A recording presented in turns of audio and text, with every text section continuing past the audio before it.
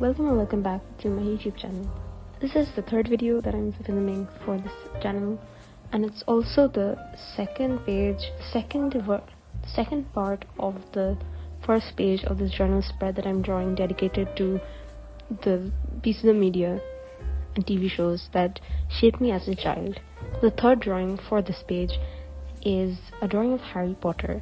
Now, I act like such a millennial when it comes to Harry Potter. Like, I'm one of those people that made Harry Potter my entire personality for like a year or two after I read it and read the books and watched the movies. Like, I don't think I can explain in words how strongly these movies and books were completely integrated into my personality.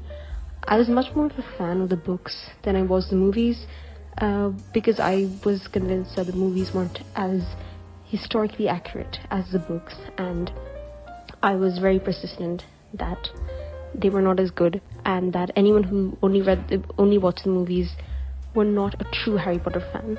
I was insufferable, yes, but I cannot disregard the fact that I did watch these movies very obsessively and several times, and they have shaped a significant part of my personality, even though I did not like them as much as the books. Yes, I did spend my whole preteen years trying to be Hermione, and I did search up and read and contribute to several views of Hermione x Draco and Harry x Draco fanfiction, and even Rose x Scorpio before the abomination that is whatever the 8th book was. By the way, I used to ship them as an OG shipper. I don't know why that is so necessary for me to emphasize, but it is.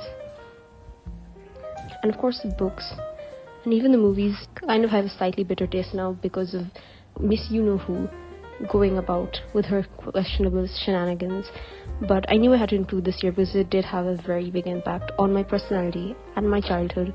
But yeah, there was in fact a period of time where my only personality trait was watching Harry Potter, and about like when I was 9 or 10, like all my conversational ability were confined to asking people if they'd read Harry Potter, asking them if they watched the movies, and then continuing bombarding them with a series of questions about the show and about the movies and about the books. So that was my entire personality for a year, and I was insufferable. And yeah, but I do think I also unfortunately have carried on to the insufferable tendency to even now drill people about any shared interests on an average of 2 seconds in being introduced to them. So cannot disregard the impact these movies and books had on me and my personality to this day.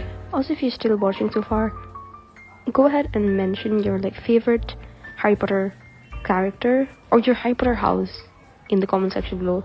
I don't know if that's still a relevant question to ask in this day and age, but if you have come this far into the video and you're still listening and you are a Harry Potter fan, then mention your house and favorite character below, because I think it's curious. I'm just curious.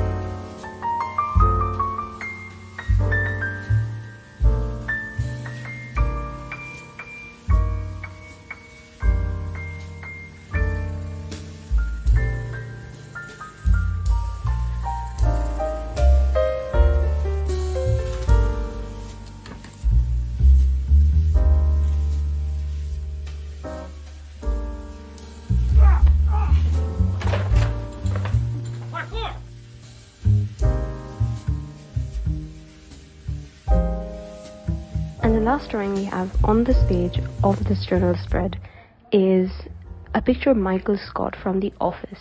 Now recall that what I said about the millennial energy, well, I have the same energy when it applies to my love for The Office. I am in the wise words of our resident sharp cheekbone Victorian heartthrob Timothy Chalamet, an average office fan, which is in fact a huge office fan.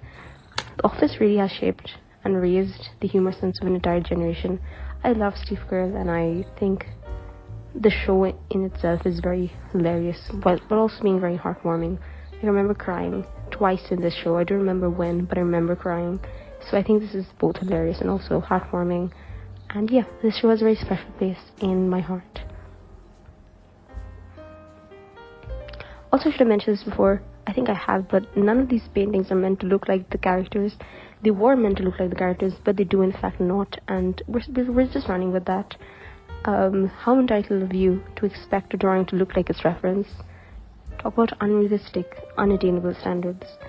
But yeah, I have only used acrylic paints like a handful of times before this, so this was the first time it's attempting realism, so this definitely is a rough process. And I am aware that Michael Scott does low-key look like an Oompa Loompa. So, and there's definitely several ups and downs, so we're going to ignore that and move forward and look at the spread as a whole. I'm also thinking of doing like different spreads for like my favorite music, albums, books, artists and stuff like that. So yeah, stay tuned if that's something you're interested in.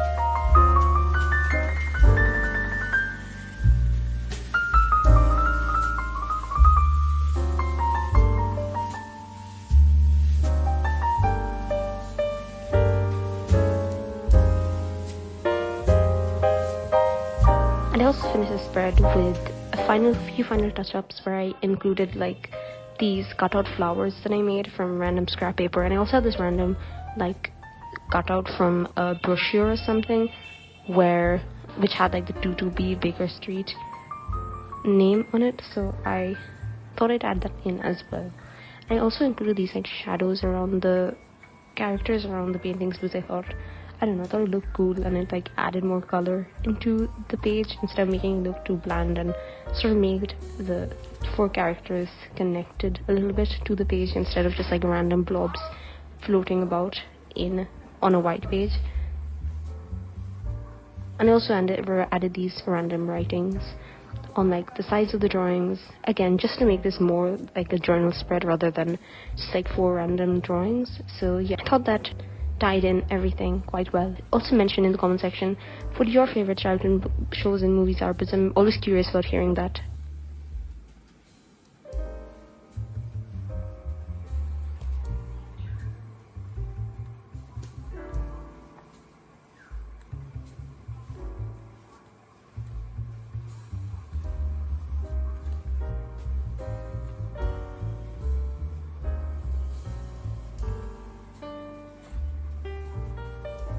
So that's how the final piece turned out.